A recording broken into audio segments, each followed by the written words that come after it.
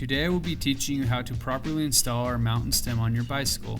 Our mountain stem comes in two different diameters. We will install the 31.8mm stem. Start by making sure you have the correct amount of spacing below and above your stem. The M6 mountain stem is set up with a 6-degree rise or drop. Flipping it will change the overall height of your handlebars either up or down. After finding your proper fit, use a 5mm spacer on top of the stem and mark on the steer tube where the top of the spacer ends.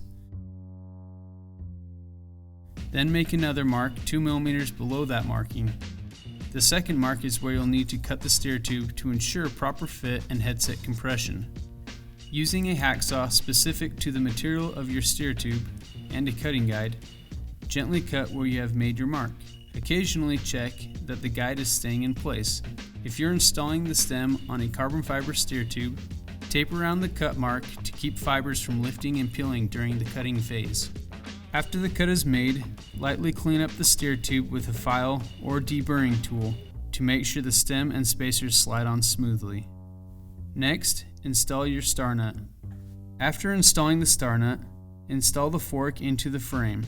Then, install the headset spacers, stem, and top cap. Tighten the top cap until there is no play in the headset. Please check your headset manufacturer's instructions for the exact torque range. Place the handlebar into the front of the stem and tighten the bolts in a cross-alternating pattern. The bolts will need to be tightened to 5.5 Nm. Now tighten the steer tube clamp bolts to 5.5 Nm after aligning the stem. Double check all your bolts, torques, and positioning. Finish installing your shifters, levers, and grips. Now you're ready to ride. You have just installed the ENVE 31.8mm mountain stem onto your bicycle. If you are not comfortable with anything here, please visit your local bike shop or contact us.